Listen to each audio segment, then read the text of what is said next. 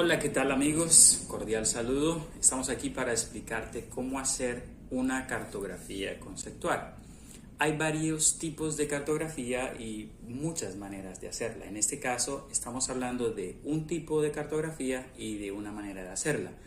Se trata entonces de hacer una cartografía conceptual, la cual generalmente parte de un proceso deductivo que va de un marco teórico muy amplio, muy general, hacia un concepto en particular. En este caso, hay un concepto en estudio que es el concepto de ética, el cual puedes explorar en fuentes impresas, como estas que tengo aquí en mis manos, o en fuentes en repositorios y bases de datos digitales.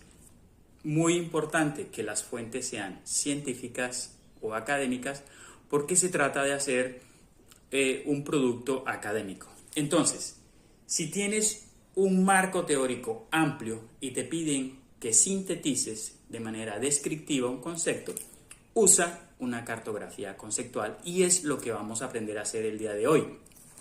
Entonces, lo primero es ubica e identifica las fuentes de mayor calidad y en las que puedas consultar el concepto. Cuando ya tengas eso, entonces consigues el recurso en el cual vas a hacer tu cartografía. En este caso estamos hablando de un trozo de papel que puede ser medio pliego o un cuarto de pliego de papel, bond, periódico o cualquiera que se te facilite. Aquí te muestro entonces cómo hacer tu cartografía, sobre todo teniendo en cuenta que el concepto lo vamos a profundizar a través de 8 ejes, los cuales están descritos en la guía de estudio, pero además los puedes ampliar en internet en información que puedes conseguir por tu propia cuenta. Como puedes observar, aquí hay un modelo de cartografía que hemos utilizado en medio pliego de papel bond en un esquema concéntrico, es decir, en el centro va el concepto principal que vamos a trabajar, bien sea ética o bioética o el que se te sugiera trabajar. Y alrededor de ese centro vamos a construir el contenido de los 8 ejes. ¿Cuáles son esos ejes? Noción, el eje nocional, que tiene que ver con aquellas nociones o ideas que los autores en las fuentes consultadas hacen referencia a la ética.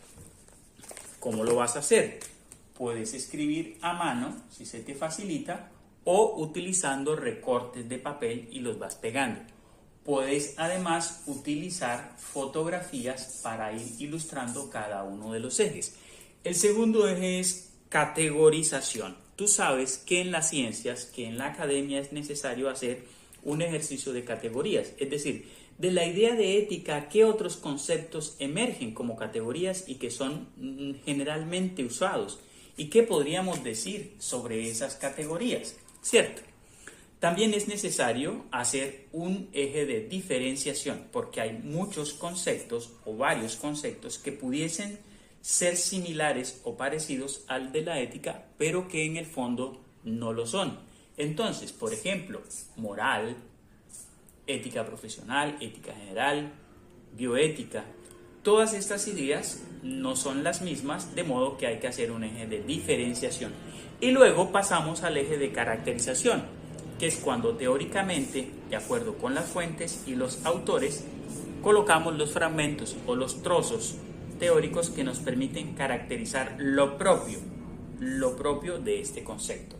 Seguimos con el eje de vinculación. En las ciencias, un concepto está vinculado con otros o se vincula con otros para ampliar la teoría, para dar nuevas definiciones, para hacer un marco teórico más amplio. Entonces, vas a contarnos, de acuerdo con los autores, que consultes cuáles son esos conceptos que pueden vincularse con la idea de ética.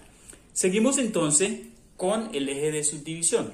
A través de la historia los conceptos evolucionan, migran, y en este caso vas a mostrar brevemente, de manera muy sucinta, cuáles son las principales subdivisiones del concepto ética. Después vas a dar unos ejemplos. El eje de ejemplificación es donde tú dices, expones brevemente unos ejemplos de cómo se aplica o cómo aparece o cómo se apropia el concepto ética. Y finalmente, el octavo eje tiene que ver con el eje metodológico y es tener en cuenta que los conceptos se apropian o hacen parte de metodologías. En este caso, vamos a buscar cómo la ética puede ser tramitada o apropiada metodológicamente en un proceso, bien sea investigativo, por ejemplo. También observas que en la parte superior hay un cuadrito que dice portada. Es porque tus datos personales, el curso y la materia son importantes colocarlos. Y acá debajo dice fuentes. Muy importante, si no las puedes copiar a mano, puedes imprimirlas en una hoja y pegarlas. Como puedes ver, este que es un modelo de cartografía deductiva sintética concéntrica, también admite que lo puedas hacer jerarquizado, que el concepto más importante vaya en la parte superior, o lo puedes desarrollar de derecha a izquierda o de izquierda a derecha, según mejor se te acomode. ¿Qué es lo más importante en estos casos? Que seas muy creativo, que tengas en cuenta que tu imaginación es la que permite hacer un excelente trabajo, pero sobre todo, y lo más importante, que le pongas todo el corazón y todo el sentimiento, y te darás cuenta cómo tu cartografía será la mejor. Te mando un abrazo, muchas gracias, espero que sea de utilidad este video con esta explicación sobre cómo hacer una cartografía conceptual con características metodológicas y académicas. Muchas gracias, ya nos vemos.